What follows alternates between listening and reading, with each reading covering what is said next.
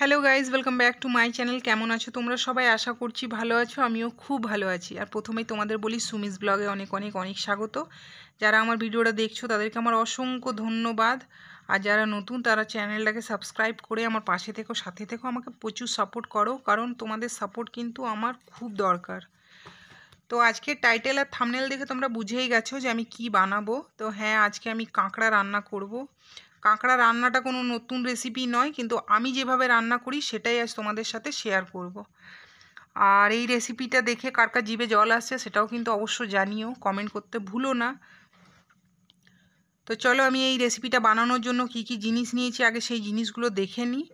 আর আমার কাছে বাড়িতে যা জিনিস আছে আমি সেই দিয়েই রান্নাটা করে দেখাবো। খুব সুস্বাদু একটা রেসিপি, পারলে তোমরা অবশ্যই ট্রাই করো। তো দেখো, আমি এখানে শুকনো মশলা, গুঁড়ো মশলা কী কী নিয়েছি সেগুলো তোমাদের বলে দিই। তো প্রথমেই বলি, 1 চামচের মতো গোটা জিরে নিয়েছি, অনেকগুলো দারচিনির টুকরো, একটা বড় এলাচ, দুটো ছোটো এলাচ, দুটো তেজপাতা। গুঁড়ো মশলায় আমি এখানে নিয়েছি লঙ্কা গুঁড়ো 1 চামচ, গোলমরিচের গুঁড়ো 1 চামচ, হলুদ গুঁড়ো 1 চামচ, জিরের গুঁড়ো 1 চামচ। এটা একটু স্পাইসি বানাবো।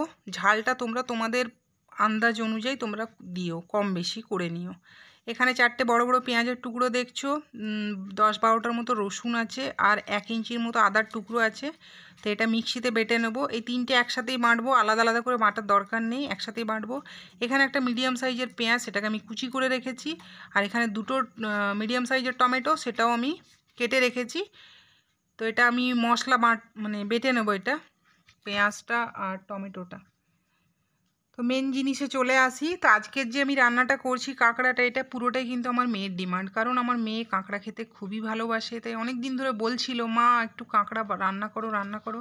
তো যখন রান্নাটাই করছি, তো আমি কিভাবে রান্নাটা করি সেটাই তোমাদেরকে শেয়ার করছি। তো চলো এবার রান্নাটা চটপট রেডি করি, বানানো স্টার্ট করি, কারণ অনেক তোমাদের সাথে কথা বলে নিলাম। আর তোমাদেরকে আরেকটা কথা বলি, অনেকেই আমাকে কমেন্ট করে যে বাসনগুলো যদি একটু চেঞ্জ হতো তো ভালো হতো। দেখো, আমার কিন্তু কুকিংয়ের চ্যানেল নয়, তাই আমার ঘরে যে বাসন অ্যাভেলেবেল আছে আমি সেটা দিয়েই তোমাদেরকে রান্নাটা করে দেখাচ্ছি, ঠিক আছে? তো চেষ্টা করবে রান্নাটা সর্ষের তেলেরই করার, কারণ আমি এখানে সর্ষের তেল দিয়ে রান্না করলে সর্ষের তেলের রান্নাটাতে স্বাদটা ডবল হয়ে যায়। আর আমি এখানে 4 চামচের মতো সর্ষের তেল নিয়েছি, বড় চামচের। সাথে এখানে আমি জিরে ফোড়নটা আগে দিয়ে দিলাম, আর এখানে দারচিনিটা দিয়েছিলাম, সেটা স্কিপ করে গেছি।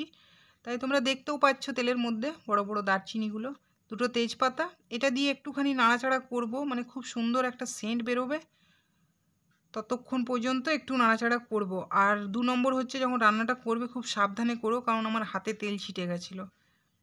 তো এখানে যখন মশলাগুলোর থেকে খুব সুন্দর একটা সেন্ট বেরোবে, তখন পেঁয়াজ কুচিগুলো দিয়ে দেবে। আর পেঁয়াজটা খুব ডিপ করে ব্রাউন ভাজা হবে না, এটা হালকা ব্রাউন হবে। তো যতক্ষণ পেঁয়াজটা আমার ভাজা হচ্ছে ততক্ষণ আমি পেঁয়াজটা বেটে নিই আর টমেটোটা বেটে নিই।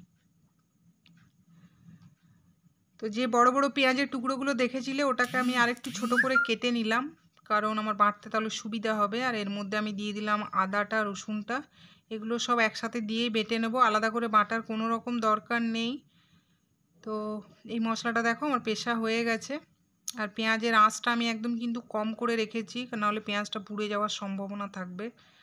আর এখানে টমেটোটাকেও আমি পেস্ট করে নিলাম। তো মশলাগুলো আমার মোটামুটি রেডি হয়ে গেছে, বাটা হয়ে গেছে। এবার চলো, পেঁয়াজটাও আমার মোটামুটি ভাজা হয়ে গেছে দেখো। আর এতটাই ব্রাউন করবে, এর থেকে বেশি ডিপ ভাজবে না, নাহলে কিন্তু স্বাদটা অন্যরকম হয়ে যাবে। তো এখানে সবার প্রথমে আমি বাটা মশলাটা দিয়ে দেবো, পেঁয়াজ আদা রসুনটা। আর এটাও আমি 2-4 মিনিটের মতো নাড়াচাড়া করব। তো তোমাদেরকে আবার বলি, একটু সাবধানেই রান্নাটা করো, কারণ খুব ছিট ছিল, তেলটা ছিটে যাচ্ছিল বারবার। তো এটাও 2-4 মিনিটের মতো নাড়াচাড়া করবে, যতক্ষণ না কাঁচা গন্ধটা চলে যায়। তো দেখো এখানে প্রায় এটা ভাজা হয়ে গেছে।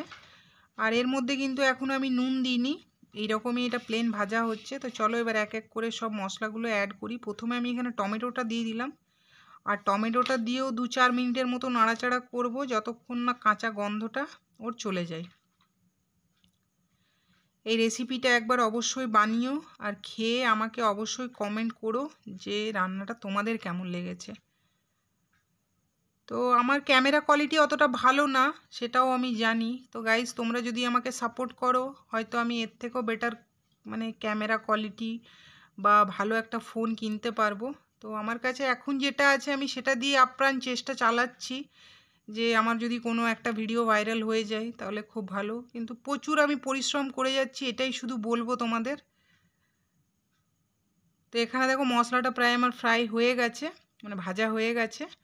আর আমি এই মশলাটার মধ্যে একটুখানি জল দিয়ে দেবো, কারণ নাহলে তলায় যদি পোড়া লেগে যায় তখন কিন্তু স্বাদটা অন্যরকম হয়ে যাবে। তো খুব সামান্য একটু জল দিয়ে নাড়াচাড়া করব, বেশি জল দেওয়ার দরকার নেই। তো দেখো মশলাটা একটা খুব সুন্দর থিকনেসও এসে গেছে, আর মশলাটা থেকে খুব সুন্দর একটা সেন্ট বেরিয়েছে। তো সেটা যেটা একমাত্র আমি পাচ্ছি, কারণ তোমরা তো আমার রেসিপিটা দেখছো। তো এবার আমি এর মধ্যে কাঁকড়াগুলো অ্যাড করে দেবো। আর কাঁকড়াটা অ্যাড করার পরে আমি ওই 2-4 মিনিটের মতো একটু নাড়াচাড়া করব।